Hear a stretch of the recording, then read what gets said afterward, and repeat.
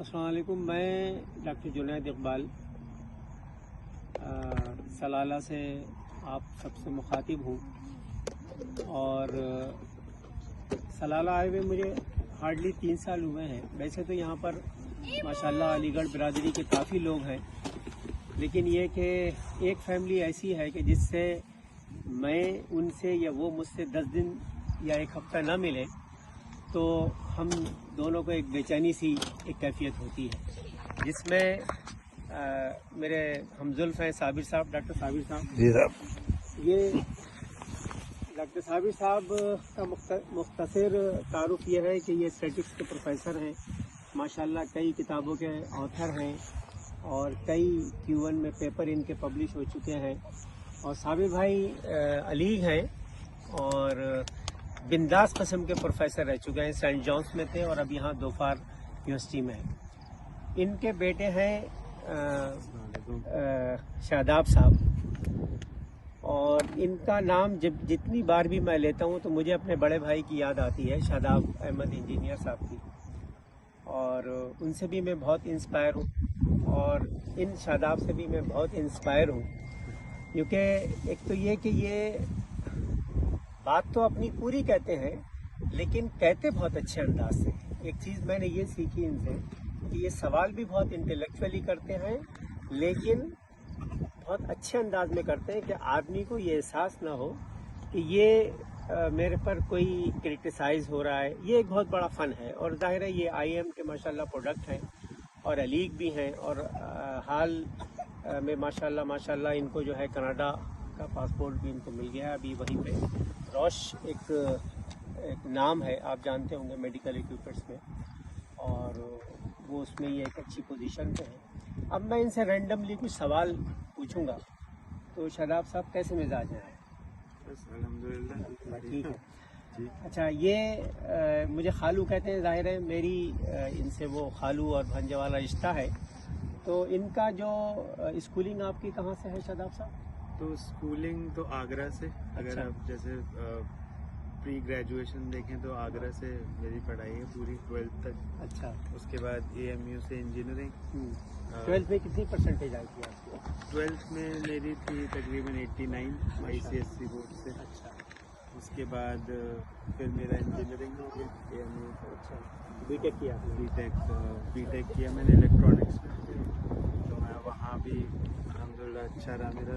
हाँ। Total 9.4 GPA रही उसमें। अच्छा, माशाल्लाह। फिर मैंने 2 साल TCS में जॉब करी। अच्छा। और वहाँ से फिर मेरा IIM इंदौर में हो गया। अच्छा। और IIM इंदौर के बाद कॉग्निजेंट ने मुझे मौका दिया 2 साल में US शिफ्ट कराने का। अच्छा। थ्रू आउट मुझे अलग अलग फार्मा कंपनीज के साथ मैंने काम किया, जैसे सनोफी हो गई, ग्लैक्सोस्मिथक्लाइन हो गई, अच्छा। As a consultant. फाइनली मैं 2019 में कनाडा मूव हो गया US से।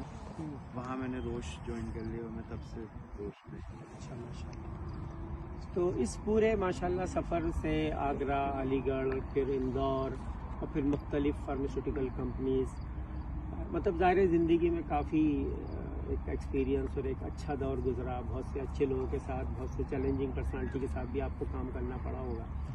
मैं थोड़ा सा एक आपका मैसेज यंगस्टर को आपके ज़रिए दिलवाना चाहता हूँ।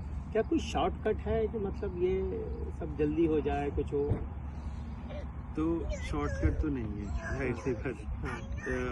डिपेंड करता है कि आप क्या अचीव करना चाहते हैं लाइफ में, उस हिसाब से टेन्योर डिसाइड हो सकता है। अच्छा।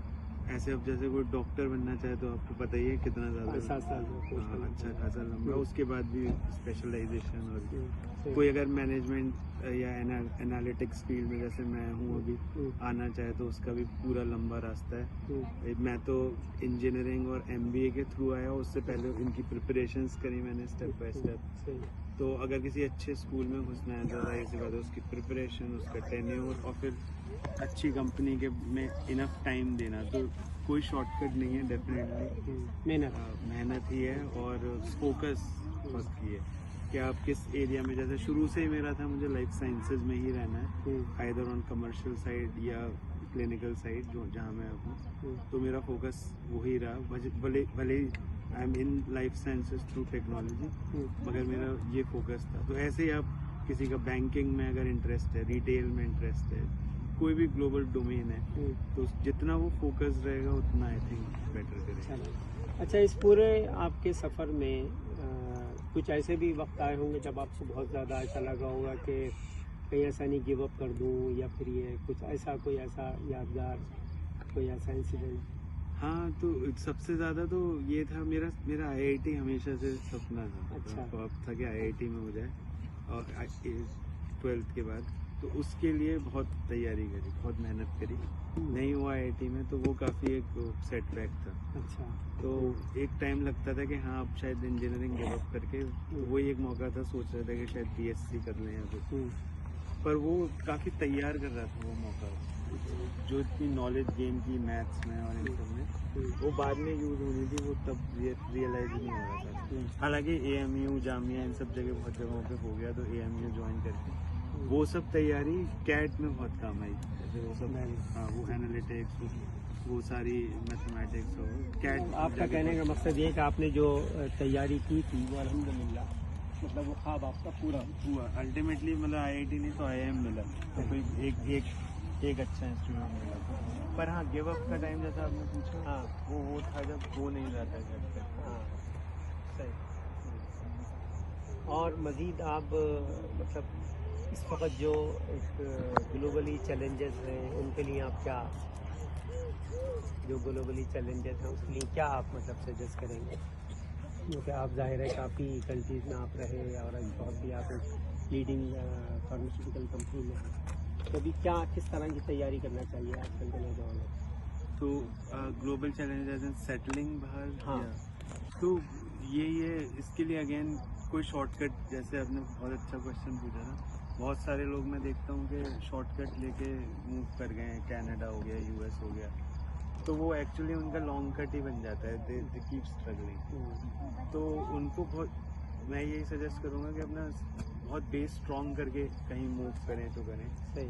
अगर जैसे पढ़ाई ही आपका वो है ऑब्जेक्टिव, तो आप अच्छे इंस्टीट्यूट में पढ़ने जाएँ, US जाएँ, कनाडा जाएँ, और या फिर आप एक अच्छी ऑर्गेनाइजेशन के थ्रू मूव करें जैसे मैंने किया। सही। तो आपको वो बहुत इजी कर देंगे, आपको सब सारे आपको सब फाइनेंसेस प्लस आपकी जो है इजी आपकी रिलोकेशन कर सकते हैं।